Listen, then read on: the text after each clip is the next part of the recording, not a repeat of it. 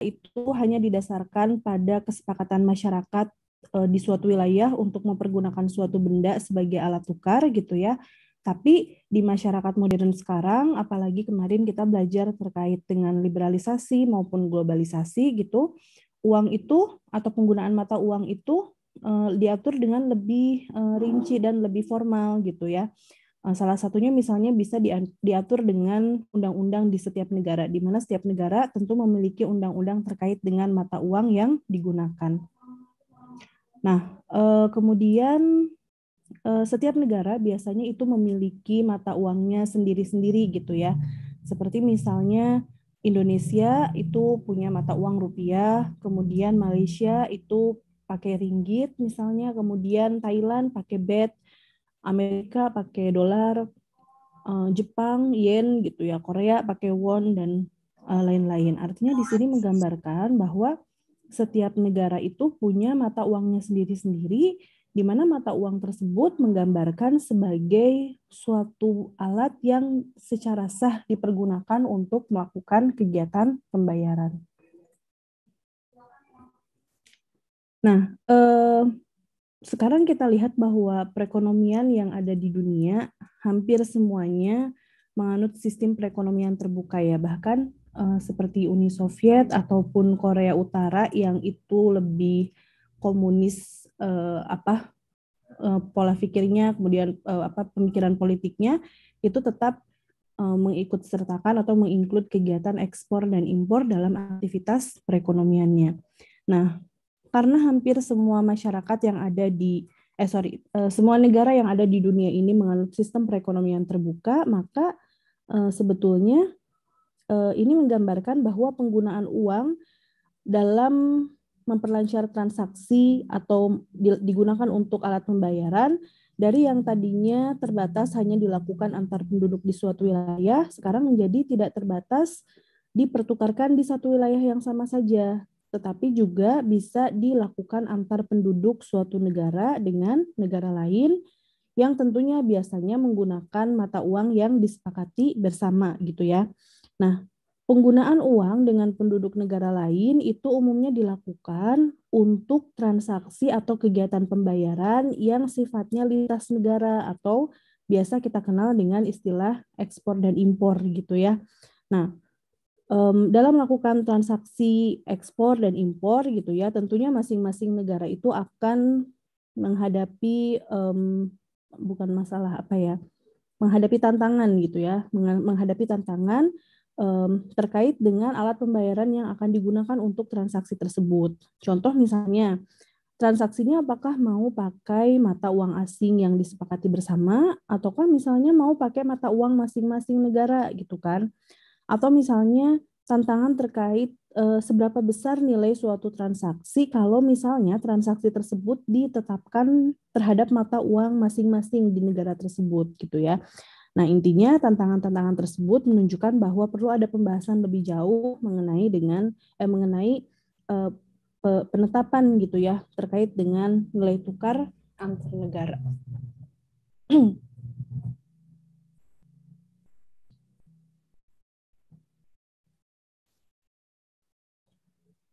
Nah, sekarang kita masuk ke definisi nilai tukar gitu ya. Tadi saya sudah memberikan sedikit gambaran terkait dengan bahwa nilai tukar ini atau kurs ini bergantung kepada berbagai aktivitas perekonomian yang kaitannya kalau misalnya kita sedang membahas ekonomi internasional itu berhubungan dengan aktivitas ekspor dan impor gitu. Nah, sebetulnya sekarang apa sih definisi atau pengertian dari nilai tukar itu sendiri? Yang pertama, Nopirin pada tahun 2012 ini mendefinisikan nilai tukar sebagai harga di dalam pertukaran dua macam mata uang yang berbeda. Akan terdapat perbandingan nilai atau harga antara kedua mata uang tertentu. Jadi Nopirin pada 2012 itu mendefinisikan nilai tukar sebagai harga di dalam pertukaran dua macam uang yang berbeda.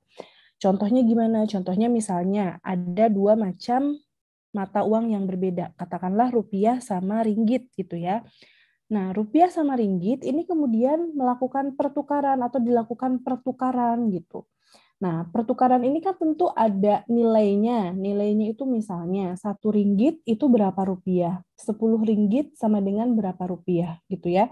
Nah, kemudian nilai tersebut itu ditetapkan atau dinyatakan sebagai harga dari pertukaran, di mana harga dari pertukaran tersebut mengimplementasikan atau menggambarkan perbandingan nilai kedua mata uang tersebut, gitu ya.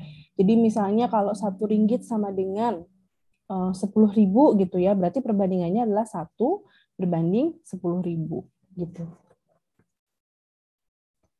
Kemudian Menkyu tahun 2007 ini mendefinisikan nilai tukar sebagai harga dari mata uang yang digunakan oleh penduduk suatu negara untuk melakukan transaksi atau perdagangan dengan negara lain. Jadi kalau Menkyu ini lebih mengedepankan bahwa yang dimaksud dengan nilai tukar itu adalah ketika penduduk suatu negara itu melakukan transaksi dengan penduduk negara lain yang kemudian transaksi tersebut harus ejawantahkan dengan bentuk nominal harga dari mata uang yang dipertukarkannya gitu ya.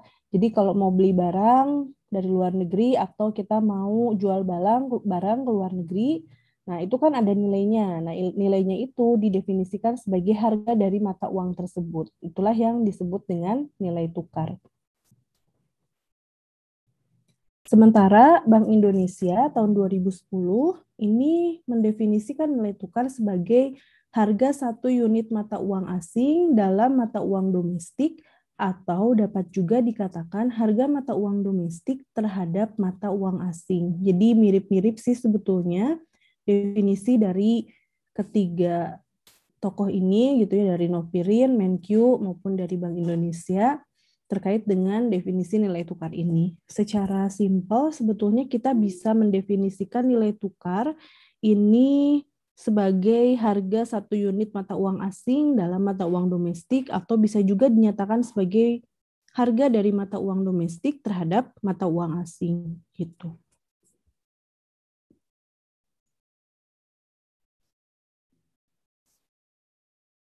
Nah, kalau kita berbicara mengenai kurs atau nilai tukar gitu ya, kita akan sering mendengar istilah apresiasi dan juga depresiasi gitu ya.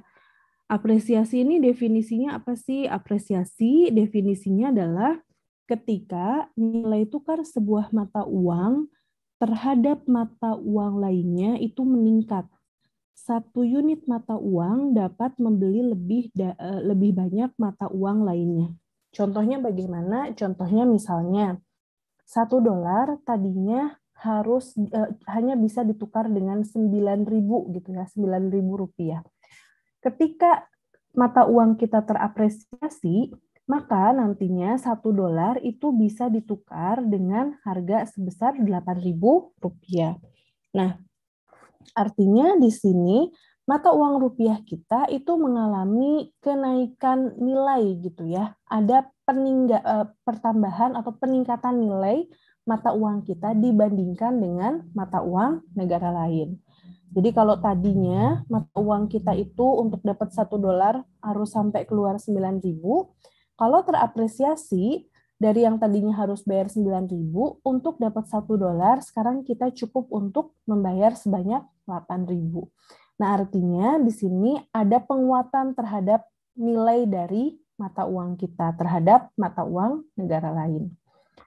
Bedanya dengan depresiasi apa? Bedanya dengan depresiasi, kalau depresiasi adalah penurunan nilai tukar mata uang karena berbagai faktor. Jadi kalau depresiasi ini kebalikan dari apresiasi. Kalau apresiasi nilai mata uangnya meningkat gitu ya.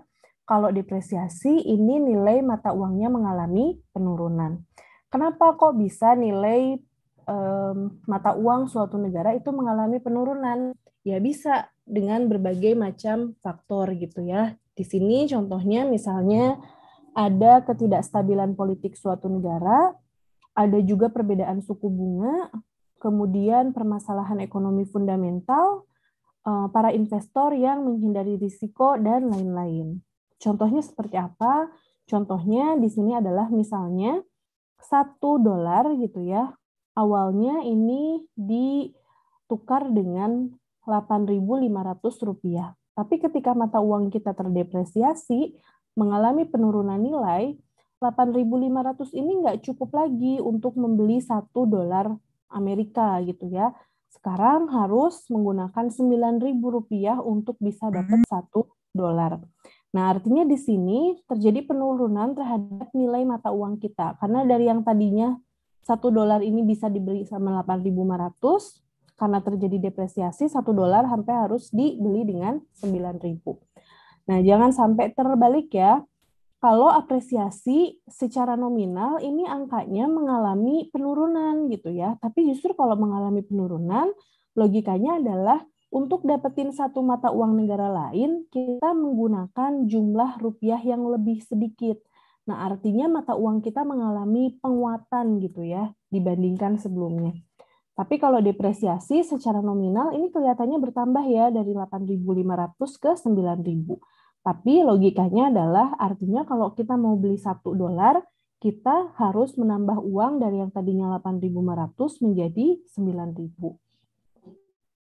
Coba saya mau tanya, Almahera hadir nggak?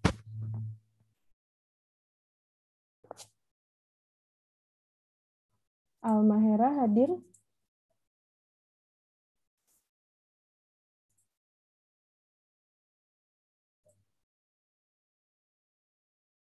Kemudian Panji hadir nggak?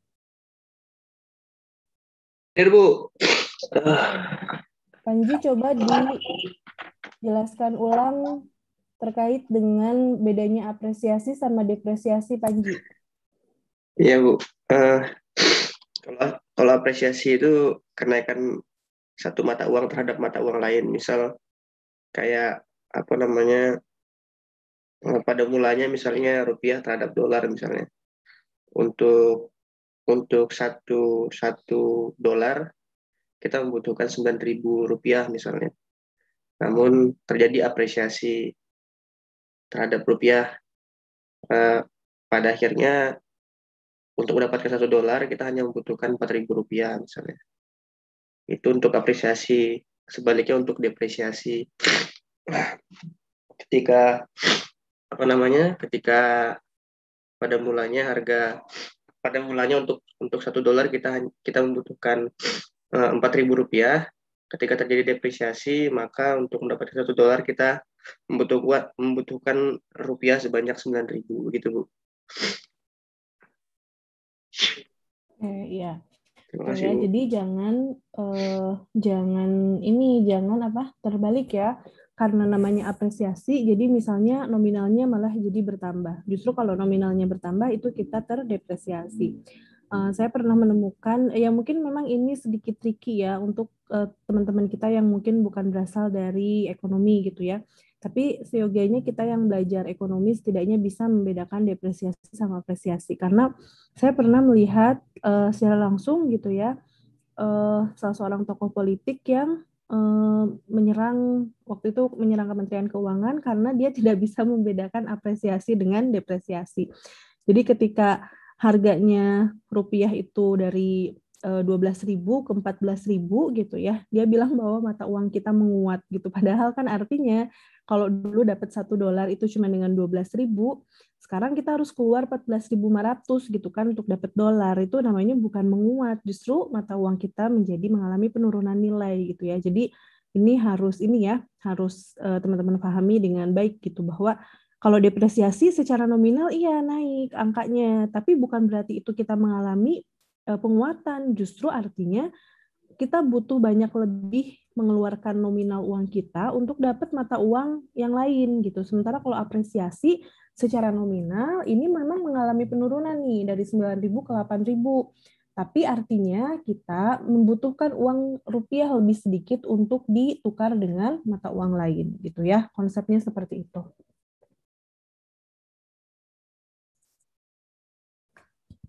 Nah, di sini ada catatan untuk negara yang menerapkan sistem nilai tukar tetap. Nanti kita belajar tentang sistem nilai tukar secara umum ya.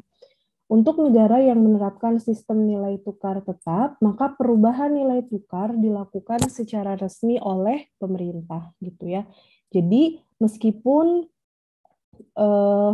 negara-negara yang menerapkan sistem nilai tukar tetap itu mungkin secara praktek atau secara nyatanya di pasar sama-sama tetap mengalami apresiasi dan depresiasi mata uang, gitu ya. Tapi khusus untuk negara-negara yang dia menerapkan sistem nilai tukarnya itu tetap, maka nilai dari nilai tukarnya itu meskipun secara fakta di lapangan sama-sama mengalami apresiasi dan depresiasi, tapi nilainya itu akan dijaga oleh pemerintah berada pada kisaran yang ditetapkan sebelumnya.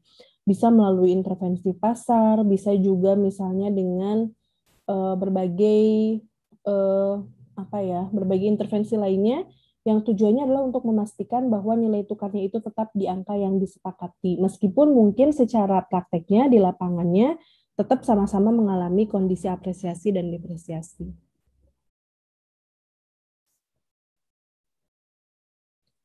Nah, ini nilai kurs 1 Juni sampai dengan 15 Juni. Ini saya ambil datanya dari Bank Indonesia. Teman-teman kalau misalnya mau ngambil data kurs, tinggal googling aja ya, misalnya kurs Bank Indonesia misalnya. Nah, nanti langsung diarahkan ke bagian data kursnya. Itu ada yang datanya harian, ada yang datanya time series, tergantung kita mau pilih yang mana. Bukan cuma ini kurs USD terhadap Indonesia ya, tapi yang ada di BI bukan hanya USD, tapi ada negara-negara lain juga.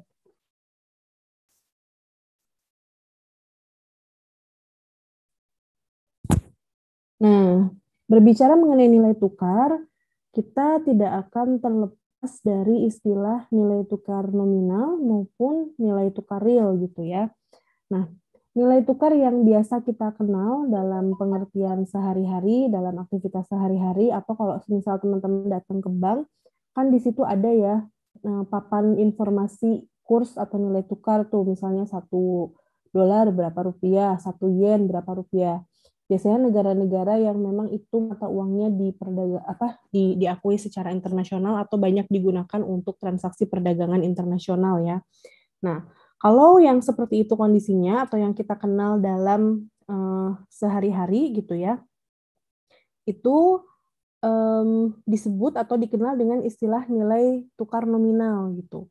Apa yang dimaksud dengan nilai tukar nominal? Nilai tukar nominal atau kurs nominal atau nominal exchange rate adalah nilai yang digunakan seseorang saat menukar mata uang suatu negara dengan mata uang negara lain. Jadi ini adalah Ini adalah nilai tukar yang kita kenal dalam aktivitas sehari-hari. Jadi yang diperjualbelikan di pasar saham, yang diperjualbelikan di pasar uang, kemudian yang dipertukarkan kalau kita lagi jalan-jalan gitu ya. Nah, itu nilai tukar nominal atau kurs nominal. Nah, kurs nominal ini contohnya, misalnya jika kurs antara dolar Amerika Serikat dan rupiah adalah sebesar 14.500, maka $1 bernilai 14.500.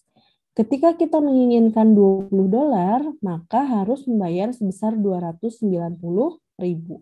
Jadi kalau $1 14.500, terus kita kepengen $20, berarti tinggal $20 kali 14.500.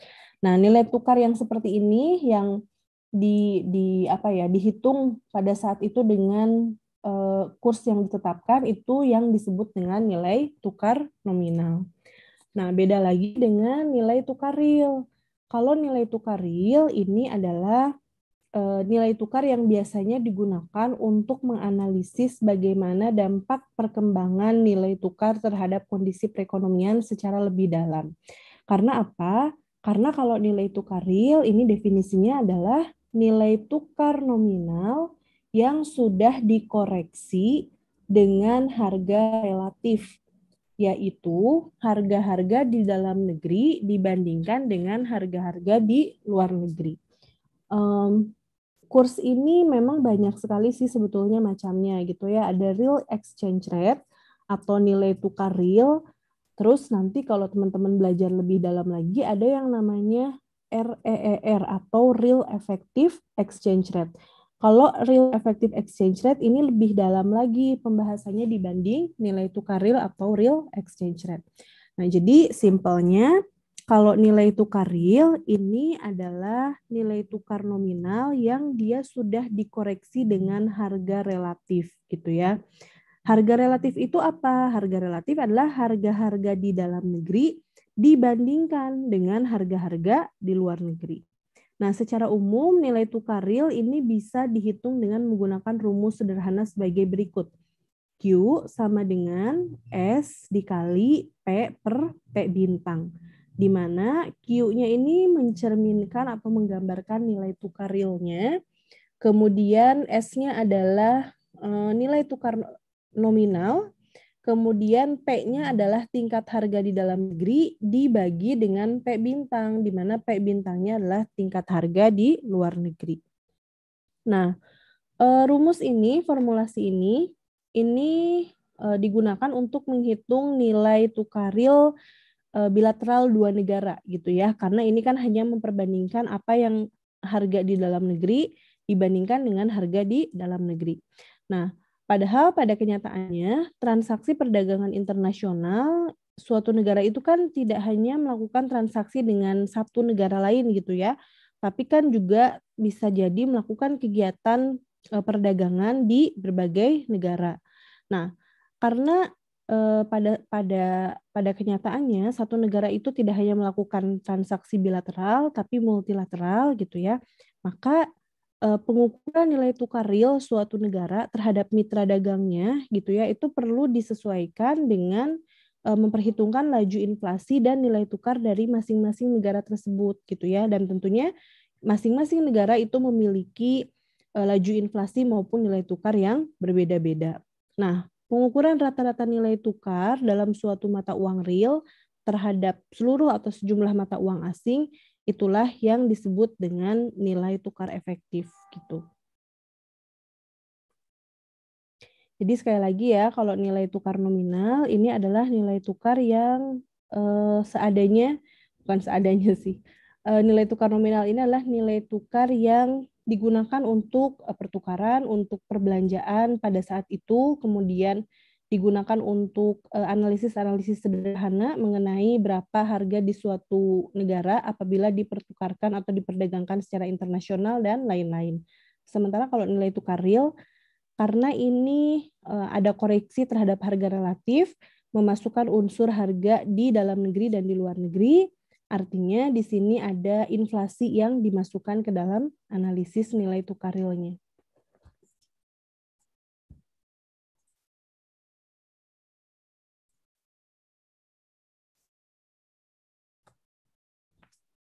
Nah, sekarang apa sih sebetulnya faktor-faktor yang mempengaruhi nilai tukar gitu ya? Dalam sistem nilai tukar tetap gitu ya, mata uang lokal atau mata uang domestik itu biasanya ditetapkan secara tetap terhadap mata uang asing. Sementara kalau dalam sistem nilai tukar mengambang atau nilai tukar floating gitu ya, itu bisa berubah-ubah setiap saat. Nah, tapi pertanyaannya sebetulnya apa sih faktor-faktor yang mempengaruhi kondisi atau mempengaruhi nilai dari nilai tukar itu sendiri gitu ya. Nah, yang pertama ini adalah ada faktor pembayaran impor. Impor itu kan artinya kita mengambil barang dari luar negeri untuk dikonsumsi di dalam negeri atau di domestik gitu ya. Nah, ketika kita membeli barang dari luar negeri, artinya kita meminta barang tersebut untuk dikirimkan ke negara kita. Nah, untuk barang yang dikirimkan ke negara kita, berarti kan artinya kita melakukan permintaan terhadap valuta asing dalam jumlah yang banyak gitu ya. Nah, semakin tinggi impor barang dan jasa, semakin banyak kita mengimpor barang dan jasa, maka semakin besar juga permintaan terhadap valuta asingnya.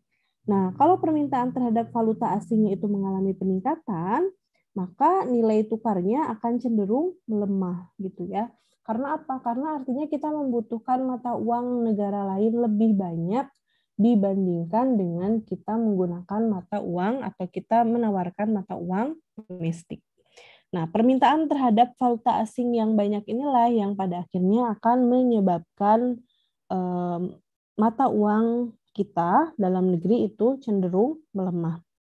Nah, sebaliknya, tapi kalau misalnya impornya menurun gitu ya, berarti kan permintaan valuta asingnya juga menurun. Nah, kalau permintaan valuta asingnya juga menurun, maka itu akan mendorong menguatnya nilai tukar.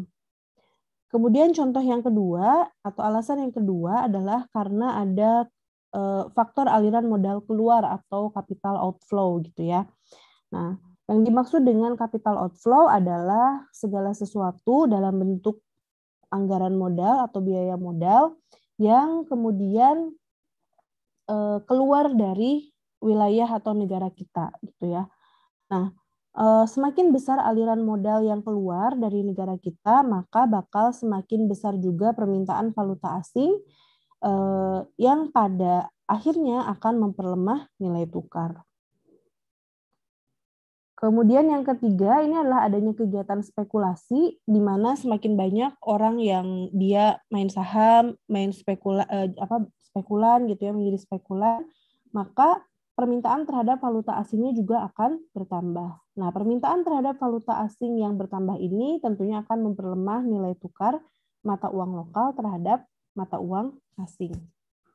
Nah, kalau tadi faktor pembayaran impor, kemudian aliran modal keluar maupun kegiatan spekulasi itu itu akan menyebabkan gitu ya pelemahan terhadap nilai mata uang kita.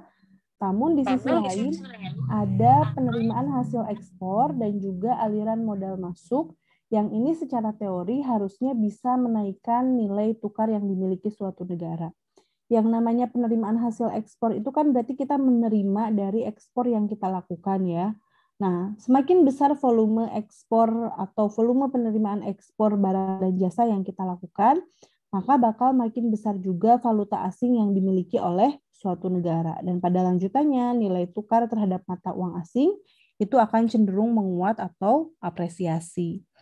Di sisi lain, salah satu faktor yang berpengaruh kepada nilai tukar dan memberikan nilai positif adalah kalau faktor aliran modalnya itu mengalami masuk atau capital inflow gitu ya. Nah, semakin besar aliran modal masuk, maka nilai tukarnya itu akan cenderung lebih menguat. Aliran modal masuk itu bisa berupa pinjaman hutang luar negeri, bisa juga penempatan dan dana jangka panjang gitu ya, bisa juga portofolio investment atau juga foreign direct investment gitu. Nah, semakin banyak aliran modal masuk ke dalam suatu negara itu akan menyebabkan mata uang kita mengalami penguatan.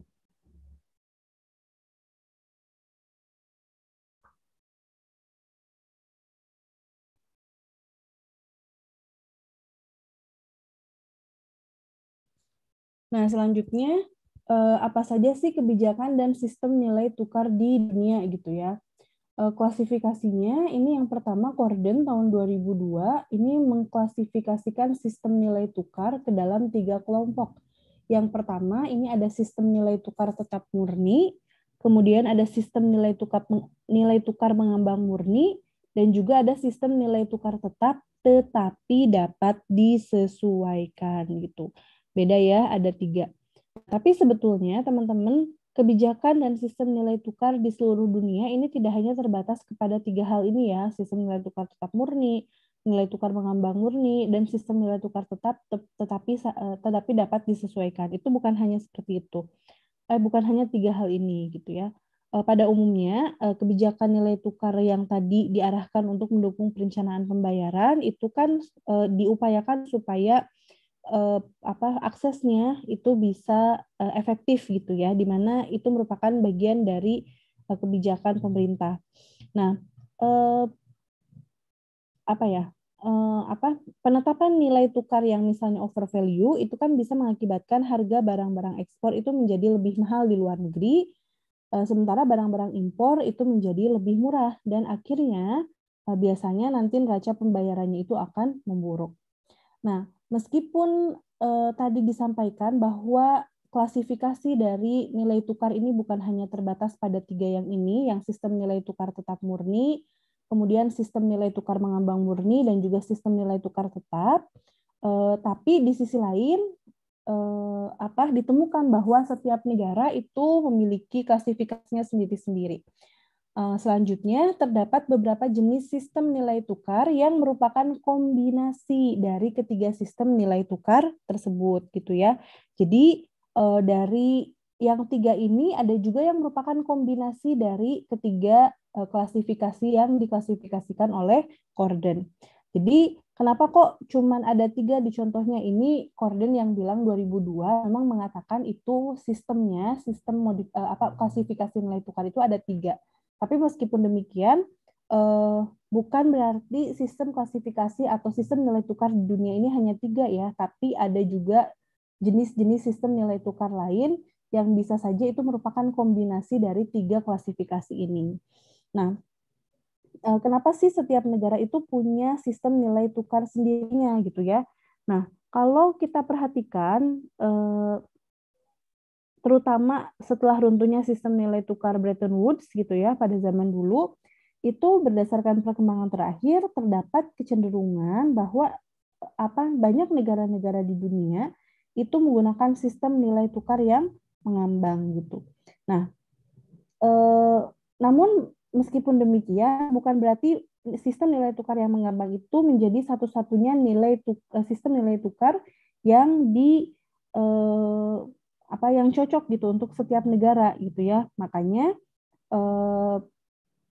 sejak si Bretton Woods-nya ini tidak lagi sistem nilai tukarnya itu runtuh gitu ya si Bretton Woods ini, maka banyak sekali negara-negara di seluruh dunia yang menggunakan sistem nilai tukar yang berbeda-beda. Nah, kenapa kok sistem nilai tukarnya itu berbeda? Karena memang pada umumnya nilai tukar ini akan digunakan sebagai kebijakan nilai tukar suatu negara di mana ini diarahkan untuk mendukung neraca pembayaran dan membantu efektivitas kebijakan moneter. Gitu. Jadi harus disesuaikan sama arahannya mau diarahkan ke mana. Kemudian di sini depresiasi nilai tukar yang berlebihan dapat mengakibatkan tingginya laju inflasi, sehingga dapat mengganggu tujuan akhir kebijakan moneter untuk memelihara stabilitas harga.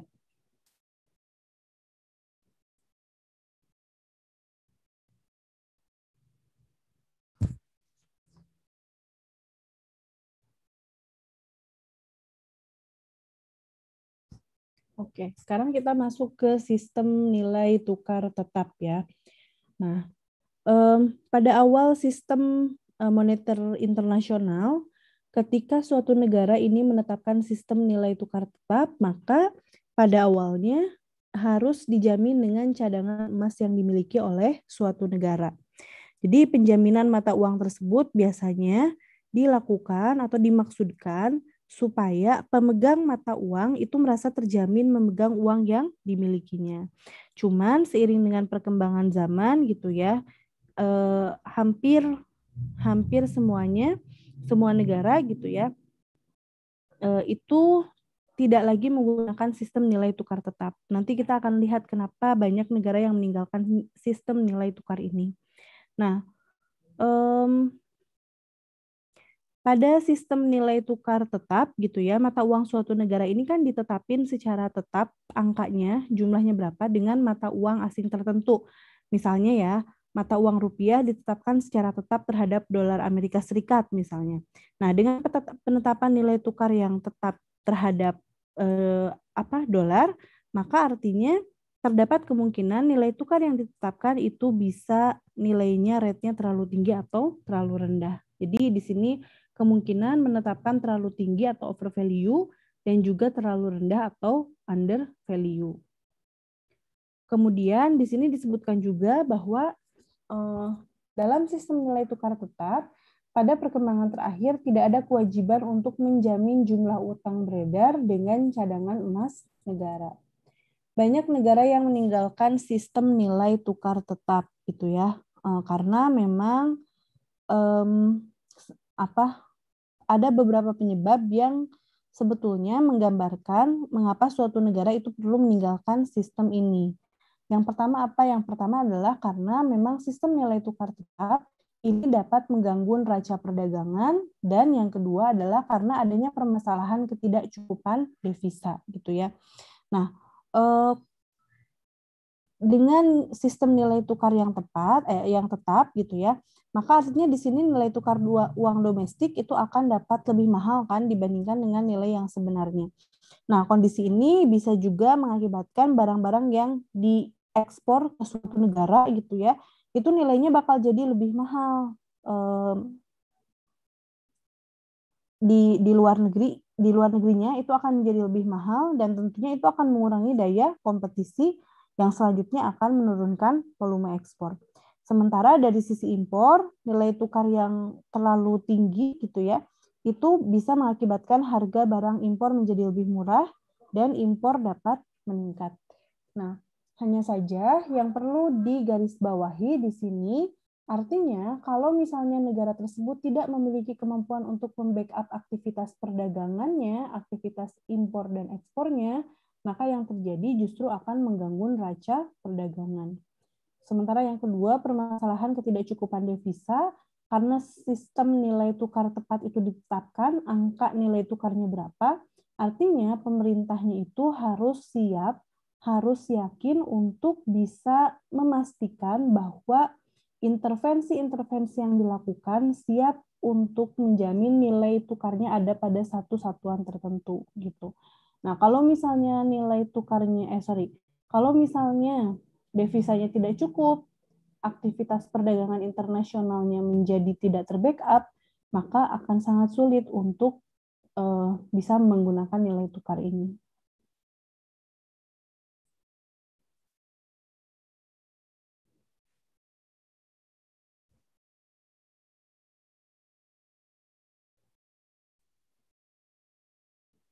Nah, ini gambar permintaan atau gambar sistem dari nilai tukar tetap.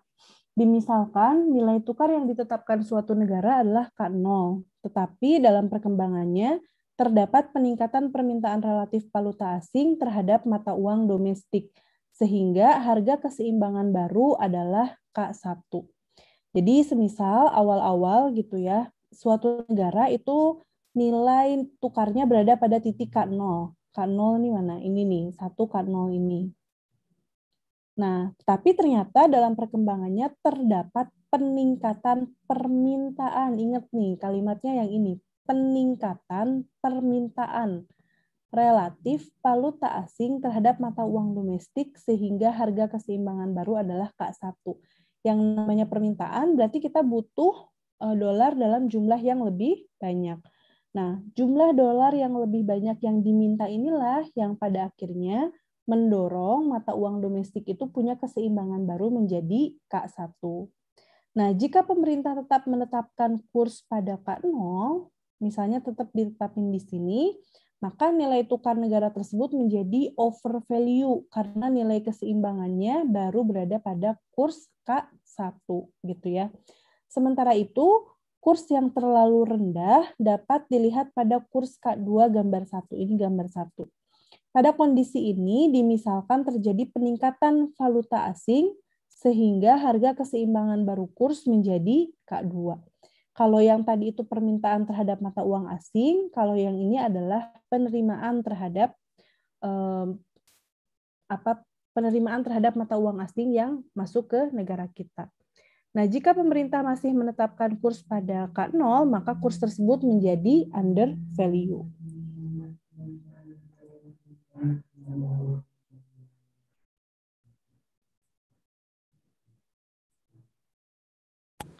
Nah, selanjutnya sistem nilai tukar tetap tadi itu sudah, sekarang sistem nilai tukar mengambang penuh.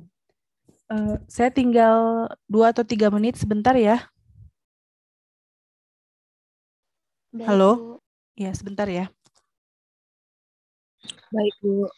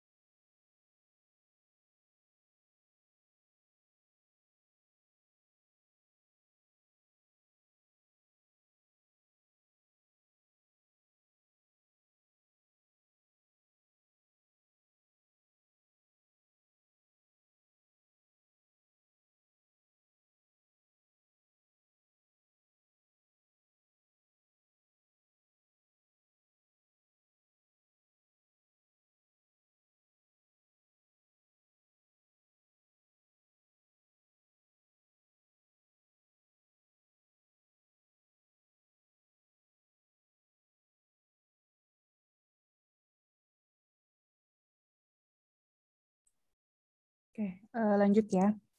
Nah, kalau tadi sistem nilai tukar tetap penuh, sekarang ada sistem nilai tukar mengambang penuh. Yang dimaksud dengan sistem nilai tukar mengambang penuh artinya bahwa mekanisme penetapan nilai mata uang domestiknya gitu ya terhadap mata uang asing tentunya itu ditentukan oleh mekanisme pasar gitu. Dengan demikian artinya pada sistem ini berarti nilai mata uangnya itu akan akan berubah-ubah setiap saat gitu tergantung permintaan dan penawaran mata uang domestik terhadap mata uang asingnya sendiri termasuk dipengaruhi tadi perilaku spekulannya gitu. Nah, dalam sistem nilai tukar mengambang murni seperti ini artinya di sini berarti bank sentral itu tidak akan menargetkan besarnya nilai tukar ataupun melakukan intervensi langsung ke pasar valuta asing gitu ya, karena memang dibiarkan sesuai dengan kondisi pasarnya bagaimana. Jadi nanti ada permintaan mata uang domestik, ada permintaan mata uang asing, kemudian ada penawaran mata uang domestik, ada penawaran mata uang asing sendiri. Nah, seperti halnya di pasar bebas yang diserahkan kepada mekanisme pasar, maka yang dimaksud dengan nilai tukar mengambang penuh ini artinya apresiasi dan depresiasinya betul-betul diserahkan ke kondisi pasarnya. Nah, jika permintaan falas terhadap mata uang domestik lebih besar, permintaan falas ya, berarti permintaan mata uang luar negeri terhadap mata uang domestiknya itu lebih besar, maka nilai tukar mata uang domestik akan menurun alias terdepresiasi. Sementara jika nilai tukar akan menguat jika penawaran lebih besar daripada permintaan. Penawaran apa? Penawaran mata uang domestik lebih besar daripada penawaran mata uang asing lebih besar daripada permintaannya. Kemudian di sini disebutkan juga sistem ini tidak memerlukan cadangan devisa yang besar karena tidak ada kewajiban untuk mempertahankan nilai tukar gitu ya. Nah, hanya saja kondisi ini bukan tanpa kelemahan gitu ya. Salah satu kelemahan dari sistem nilai tukar mengambang penuh ini adalah bahwa karena penetapan nilai tukarnya itu berdasarkan kondisi pasar, maka tadi kan akan terjadi perubahan ya, naik dan turun sesuai dengan permintaan dan penawarannya. Nah, makanya kalau sistem nilai tukar mengambang penuh itu biasanya bisa mengakibatkan nilai tukarnya itu lebih berfluktuasi.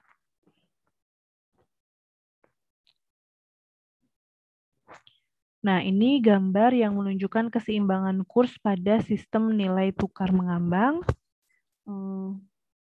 Nilai tukar ini bisa kita lihat bahwa jika penawarannya itu lebih besar daripada permintaannya, maka akan mengakibatkan penguatan pada nilai tukarnya sendiri gitu ya.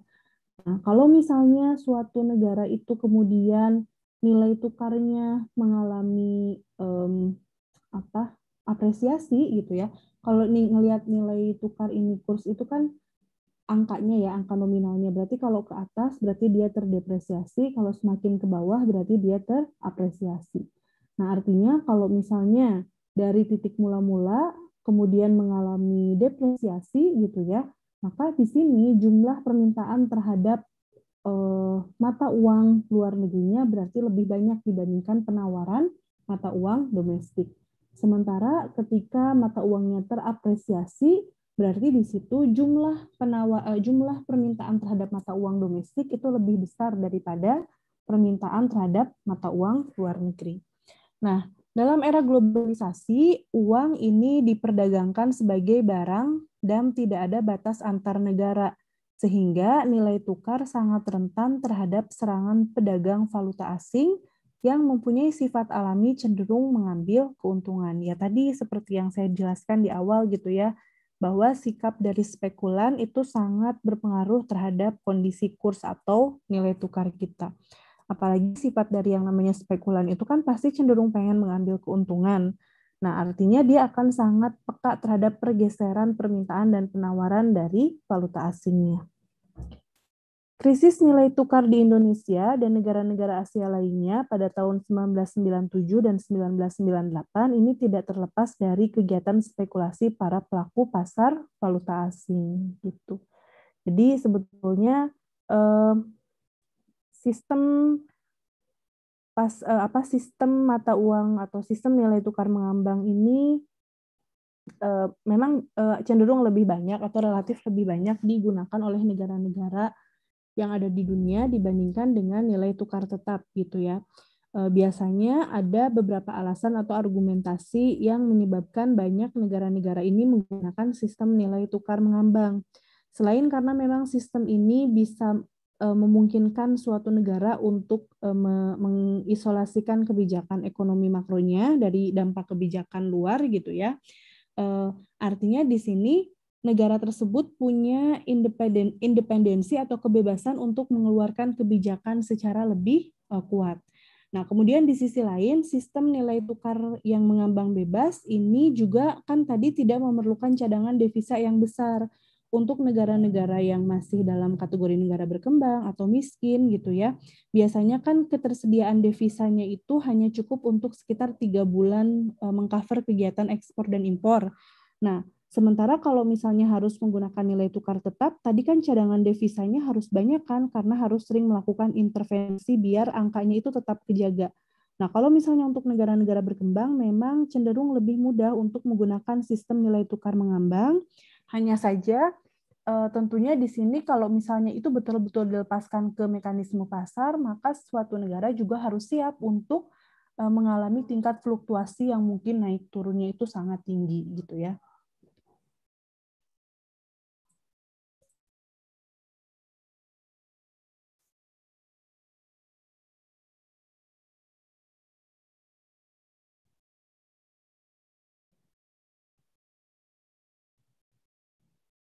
Oke.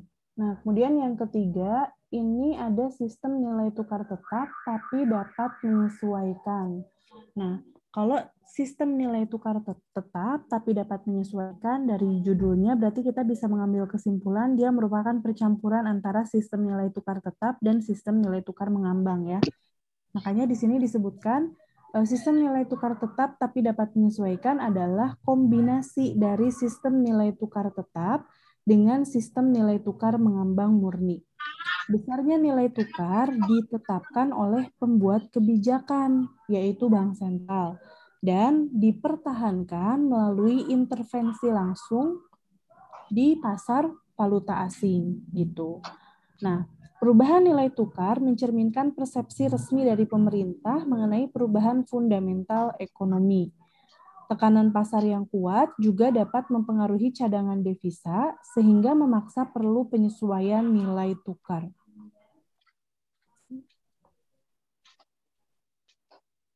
Selanjutnya, arus modal rendah. Pada kondisi arus modal rendah, sistem ini dapat mendorong terciptanya kebijakan moneter dan kebijakan nilai tukar yang independen.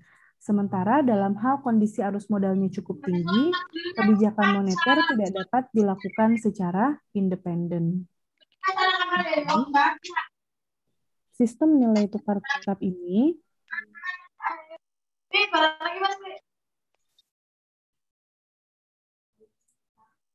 sistem nilai tukar tetap tapi dapat menyesuaikan ini kan tadi kombinasi antara nilai tukar tetap sama nilai tukar mengambang gitu ya. Nah, karena yang membedakan adalah jadi nilai tukarnya itu ditetapkan terlebih dahulu oleh pembuat kebijakan, oleh Bank Sentral, misalkan $1 Amerika Serikat sama dengan 10.000 misalnya kayak gitu. Nah, tapi kalau nilai tukar tetap murni gitu ya, itu kemudian nilainya tidak akan berubah sesuai dengan kondisi pasar pasar valuta asingnya gitu ya. Tapi kalau nilai tukar tetap yang disesuaikan ini setelah pihak pembuat kebijakan ini menetapkan nilai tukar, maka nilai tukar tersebut dipertahankan dengan cara si pembuat kebijakan atau bank sentral itu melakukan intervensi langsung di pasar valuta asing. Jadi tetap ada intervensi di pasar falasnya. Nah, kalau misalnya terjadi perubahan nilai tukar dari yang tadinya $1 $10.000 menjadi $1 misalnya $8.000, berarti ini nunjukin bahwa penurunan atau kenaikan apresiasi atau depresiasi mata uang tersebut merupakan persepsi resmi dari pemerintah kalau misalnya memang ada perubahan pada fundamental ekonominya. Nah, dalam sistem nilai tukar tetap tetapi bisa disesuaikan gitu ya. Ini berhubungan juga dengan mobilitas arus modal karena tadi dijelaskan bahwa salah satu yang mempengaruhi nilai tukar itu kan adalah masalah arus modal gitu ya. Nah, dalam sistem nilai tukar tetap, di mana arus modalnya rendah, maka sistem ini dapat mendorong terciptanya kebijakan moneter dan kebijakan nilai tukar yang independen. Jadi, rendahnya arus modal ini tentu akan ngebikin si otoritas moneter ini kan lebih gampang untuk nyusun atau untuk mengimplementasiin kebijakan-kebijakan tanpa mereka itu perlu khawatir terkait dengan arus masuk atau keluarnya modal. Karena si arus modalnya juga itu prosentasenya rendah gitu ya. Nah, artinya di sini ketika misalnya mereka menetapkan kebijakan nilai tukar yang itu bisa disesuaikan sama otoritas moneter, itu tergantung kepada independensi mereka dan tujuan mereka untuk memperbaiki kondisi perekonomian atau kondisi di pasar falasnya. Jadi karena arus modalnya rendah, berarti kan kalau mereka bikin kebijakan tuh ya santai aja gitu loh, karena si arus modalnya itu nggak memberi tekanan terlalu dalam untuk perubahan nilai tukarnya. Sementara sebaliknya, kalau semisal arus modalnya itu cukup tinggi, berarti si kebijakan moneternya ini nggak bisa lagi dilakukan secara independen gitu. Karena si tingginya arus modal ini berarti akan mengakibatkan tingginya tekanan terhadap nilai tukar gitu ya, sehingga kebijakan bank sentral yang nantinya dilakukan tentu bakal lebih diarahkan untuk memelihara si stabilitas nilai tukar itu sendiri.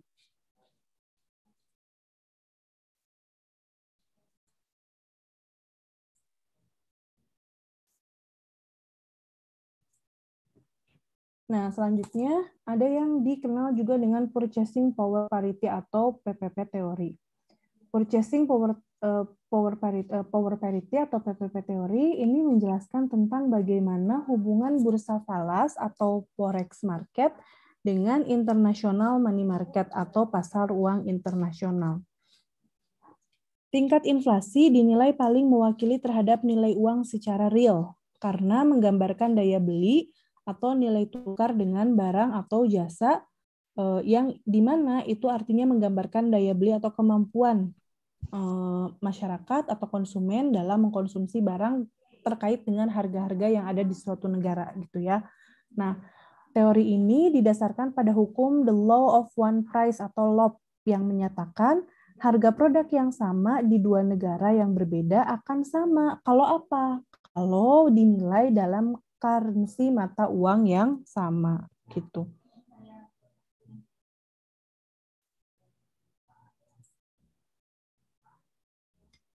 Nah, ini contohnya.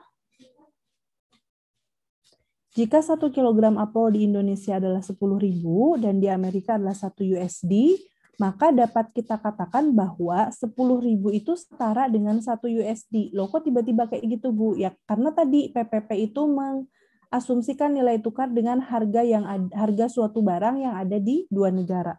Katakanlah apel ini ada di Indonesia sama Amerika Serikat gitu ya. Harga apel di Indo 10.000, harga di Amerika $1. Nah, berarti kita bisa katakan bahwa 10.000 itu setara dengan $1. Dengan demikian, kursnya adalah 10.000 per dolar. Namun, jika dikarenakan harga 1 kilogram apel di Indonesia naik menjadi 12.000, tapi di Amerika Serikat tetap 1 US dollar, nah maka hal ini menunjukkan adanya penurunan nilai mata uang rupiah secara real terhadap apel. Sementara US dollar itu tidak turun nilainya terhadap apel.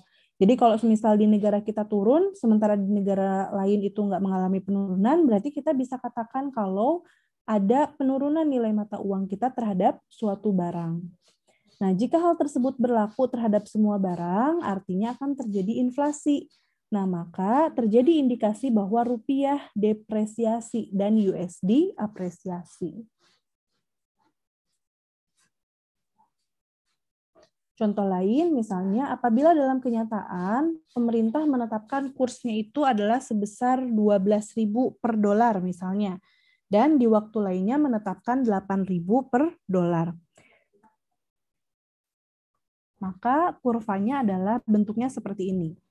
Jadi kalau misalnya harga awalnya adalah 10.000 gitu ya, kemudian pemerintah menetapkan di suatu waktu adalah 12.000 dan di waktu yang lain adalah 8.000. Nah, artinya di sini ada dua kondisi, ada under value, ada over value. Maka penjelasannya di sini, saat pemerintah menetapkan kurs dengan harga 12.000 per dolar, maka yang terjadi adalah rupiah dinilai terlalu rendah. Kenapa kok terlalu rendah? Karena kan sebetulnya si rupiah itu bisa dihargai dengan, $1 itu bisa dihargai dengan 10.000 rupiah. Tapi karena pemerintah menetapkan kurs 12.000, berarti kan nilai dari rupiahnya itu kerendahan sebanyak 2.000. Dan dolar dinilai terlalu tinggi atau over valuation sebanyak 2.000 karena kurs yang sesungguhnya adalah 10.000 per dolar. Nah, saat pemerintah menetapkan kurs 8.000, maka yang terjadi adalah rupiah dinilai terlalu tinggi, ketinggian nih standarnya gitu ya. Dan dolar dinilai terlalu rendah atau under valuation karena kurs yang sesungguhnya adalah sebesar 10.000.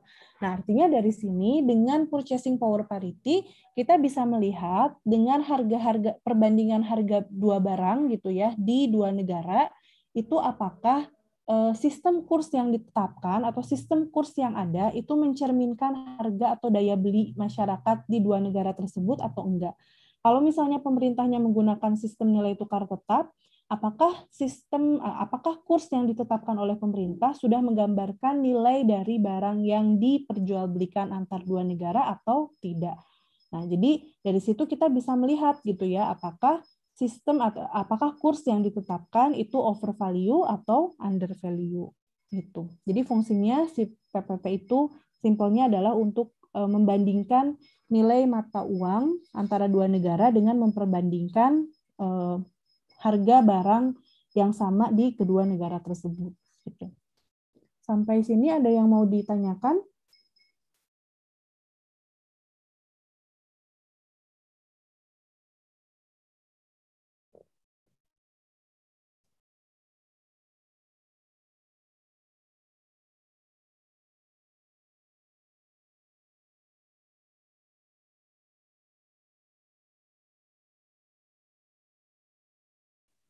Bu, mau tanya, Bu. Ya. Bu, tadi yang contohnya tentang apel tadi, kan di situ 1 kilo apel itu jika di Amerika seharga $1 dan di Indonesia mungkin itu kan berapa 10.000 kalau nggak salah. Jadi kenapa itu bisa disebut apresiasi bagi dolar bisa disebut apresiasi sedangkan tidak terjadi perubahan? Tapi yang terjadi perubahan hanya di Indonesia saja, Bu. Bagaimana itu?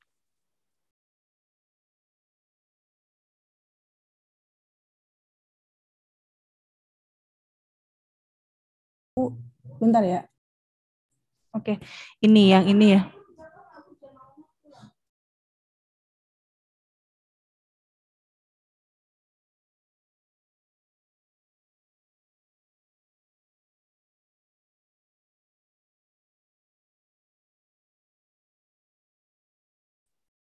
Ini ya, yang ini ya.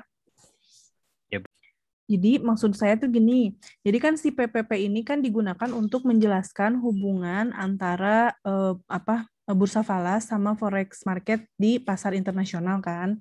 Nah, di mana untuk menjelaskan ini secara teorinya bisa digambarkan melalui tingkat inflasi yang ada di suatu negara. Nah, di sini kalau kita ngelihat data sini ya, kan awal-awal pas mula-mula 1 kilogram apel di Indonesia itu kan harganya 10.000, sementara di Amerika itu kan $1 kan. Nah, berarti kita bisa bilang kalau secara umum menggunakan teori PPP absolut, artinya 10.000 rupiah itu sama dengan setara dengan $1 gitu ya. Atau kita bisa bilang kalau kursnya itu 10.000 per dolar, per $1 gitu ya.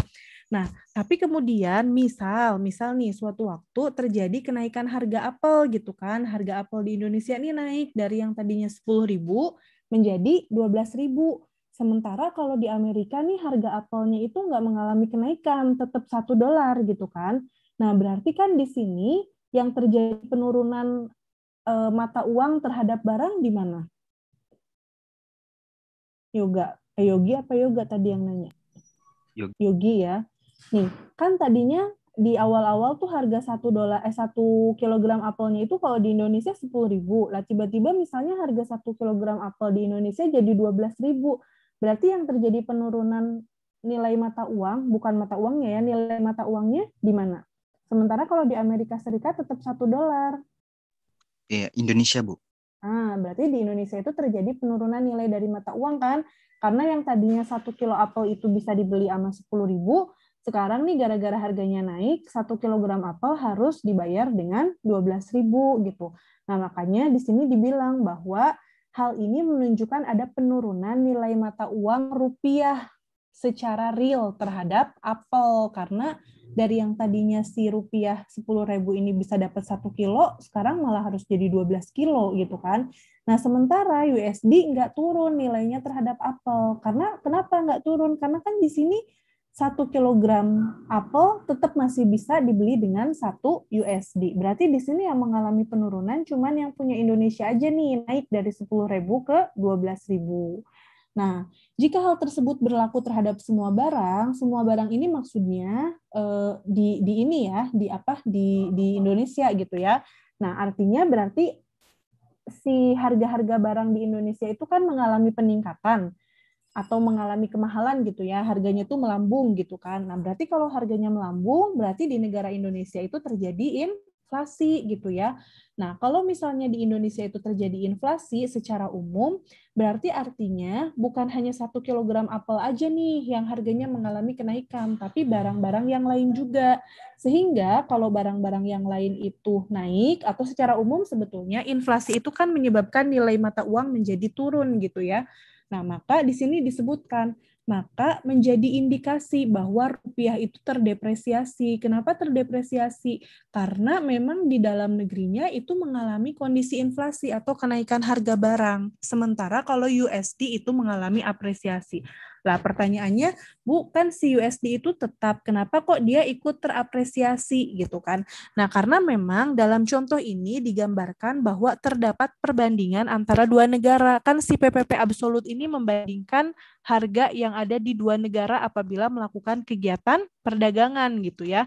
Nah, kalau misalnya USD ini nggak terapresiasi, berarti kita cuma menggambarkan kondisi inflasi di Indonesia aja gitu. Kenapa di sini USD dibawa-bawa terus kemudian dibilang terapresiasi? Karena diasumsikan di sini berarti kalau kita mau beli apel di Amerika gitu ya, untuk 1 kilogramnya kita harus beli dengan 10.000 gitu ya, dengan asumsi bahwa tidak ada biaya transport dan segala macam gitu ya. Nah, sementara di Indonesia itu terjadi kenaikan harga, terus hampir semua barang, sampai akhirnya inflasi lah kayak gitu. Sementara di Amerika enggak. Nah, berarti kita bisa bilang kalau ada indikasi rupiahnya itu terdepresiasi gara-gara ada inflasi ini. Sementara karena di Amerika ini enggak mengalami kenaikan harga, berarti kan nilainya tetap. Nah, punya Amerika nilainya tetap, sementara punya negara kita nilainya itu turun, terdepresiasi, artinya bisa dikatakan nilai dari USD-nya itu kan lebih tinggi daripada rupiahnya. Nah, karena dia nilainya lebih tinggi dan kondisi rupiahnya itu terdepresiasi karena kondisi inflasi di dalam negeri, maka menyebabkan nilai dari USD ini menjadi terapresiasi karena nilainya lebih tinggi daripada nilai rupiahnya. Gitu. Jadi ini si USD-nya tuh meskipun dia nggak mengalami perubahan, tapi artinya kan kalau misalnya orang Amerika itu mau beli apelnya di Indonesia, dia akan mendapat jumlah apel yang lebih banyak karena sebetulnya dengan $1 di Amerika gitu ya, dan tidak ada kenaikan harga, dia tetap bisa membeli apel. Nah, tapi karena harga-harga barang di Indonesia itu sedang melambung, terjadi depresiasi, artinya nilai si USD ini kan menjadi lebih mahal. Artinya kalau misalnya dia pengen beli apelnya di Indonesia, dia akan dapat apel yang lebih banyak. Gitu. Gitu Yogi. Oh iya, Bu. Makasih ya, Bu. Ya, yang lain?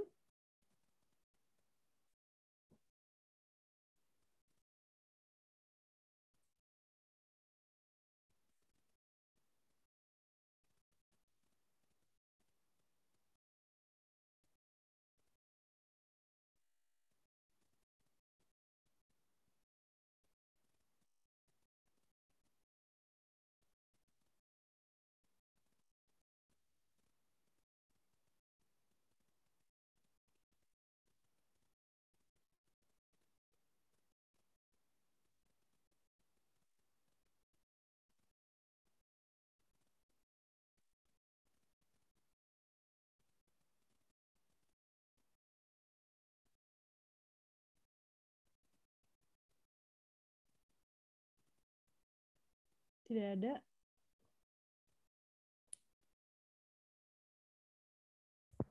Ya sudah, kalau tidak ada, saya absen ya.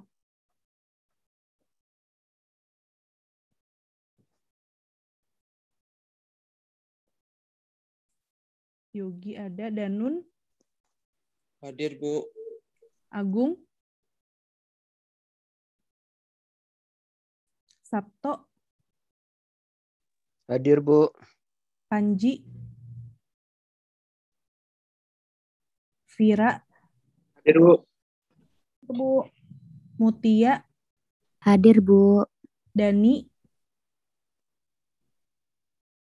Herdi, Hadir, Bu. Afriani, Hadir, Bu. Wibowo, Pandu, Leva, Lepa hadir, Bu. Pandu hadir, Bu. Lepa hadir, Bu. Teti, Hadir, Bu. Reni, Hadir, Bu. Warfakni, Hadir, Bu. Adelia, Hadir, Bu. Mayang, Hadir, Bu. Dava, Hadir, Bu. Nanda, Miftah, Wahid, Hadir, Bu. Wahid. Arina, Hadir, Bu. Sinta, Hadir, Bu. Muhammad Dava, Ada, Bu. Fitriana, Hadir, Bu. Muhammad Arsi, Bu. Hadijah, Hadir, Bu. Desi, Hadir, Bu. Vinita, Hadir, Anis. Bu. Anissa, Aulia, Anissa hadir, Bu. Rocky, Anissa hadir, Bu. Hadir, Bu. Hadir. Indra, Hadir, Bu. Siva, Hadir, Bu. Vinda, Hadir, Bu. Erika, Gandis, Dian, Hadir, Bu. Norma,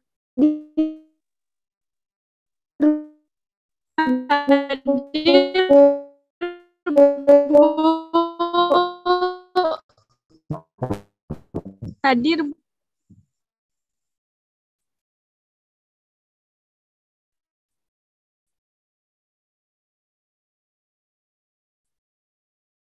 Erlin, Hadir, Bu. Intan, Hadir, Bu.